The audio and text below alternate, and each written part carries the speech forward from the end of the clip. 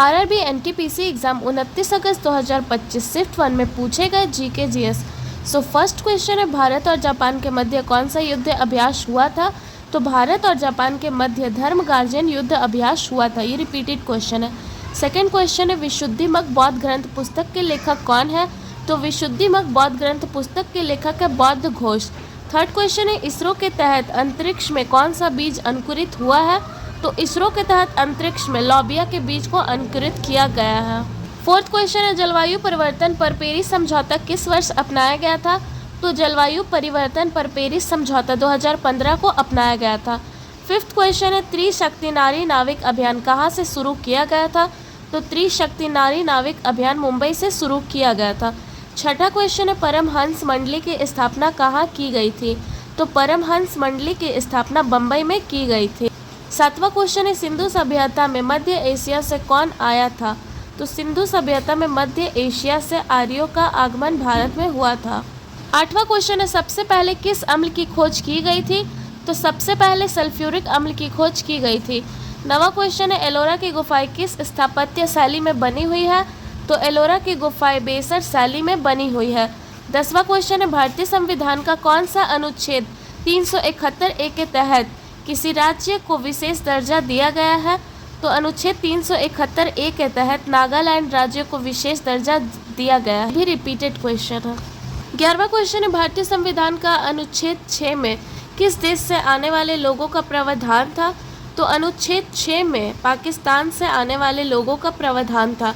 12वां question है, ASCII का full form क्या है? तो इसका फुल फॉर्म है American standard code for information interchange. ये भी रिपीटेड क्वेश्चन है। 13वां क्वेश्चन है, भारतीय संविधान का कौन सा अनुच्छेद अपराधों के लिए दोष सिद्धि के संबंध में संरक्षण से संबंधित है? तो अनुच्छेद 20 है, ये जो अपराधों के लिए दोष सिद्धि के संबंध में संरक्षण से संबंधित है। 14वां क्वेश्चन है, भारत में प्रथम पंचवर्षीय योजना को किसने प्रस्तुत किया था?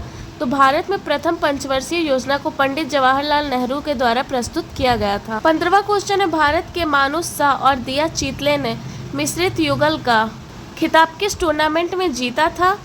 तो भारत के मानुष शाह और दिया चितले ने WTT कंटेंडर टूनिस 2025 टूर्नामेंट में मिश्रित युगल का खिताब जीता।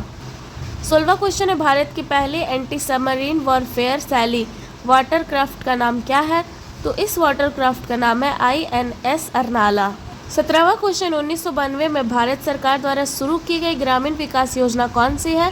तो 1952 में भारत सरकार द्वारा शुरू की गई ग्रामीण विकास योजना है कम्युनिटी डेवलपमेंट प्रोग्राम। 18वां क्वेश्चन है, भारतीय संविधान में केंद्र शासित प्रदेशों का प्रशासन किस अनुच्छेद के तहत वर्णित है?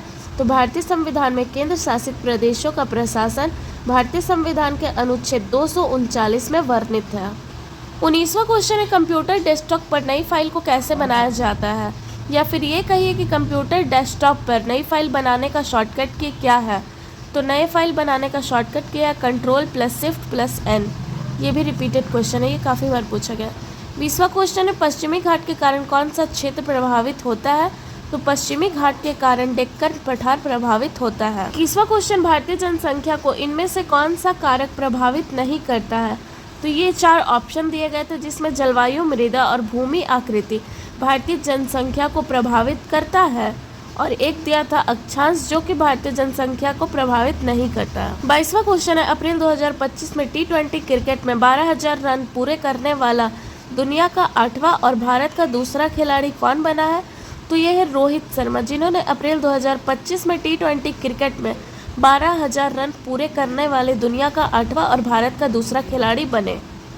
23वां क्वेश्चन है, सूचना का अधिकार RTI किस बॉडी पर लागू किया जा सकता है?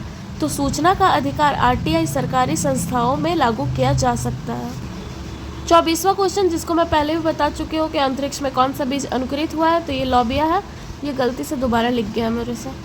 25वां क्वेश्चन है, कौन सा स्वदेशी हल्का टैंक है? तो ये जोरावर टैंक है जो स्वदेशी हल्का टैंक है। 26वां क्वेश्चन है, बंगाल सरकार ने विद्युत प्रकाश अधिनियम किस वर्ष पारित किया था? तो बंगाल सरकार ने विद्युत प्रकाश अधिनियम 1895 को पारित किया और इस अधिनियम का नाम था कलकत्ता इलेक्ट्रिक लाइटिंग अधिनियम। 27वां क्वेश्चन है, वर्तमान में ऑस्ट्रिया के चांसलर कौन बने? तो वर्तमान में ऑस्ट्रिया के चांसलर है क्रिस्टियन स्टोकर। 28वां क्वेश्चन है 28 बैंकों के विलय के बाद कितनी क्षेत्रीय ग्रामीण बैंक बची है? तो 28 बैंकों के विलय के बाद कुल 28 क्षेत्रीय ग्रामीण बैंक बची है।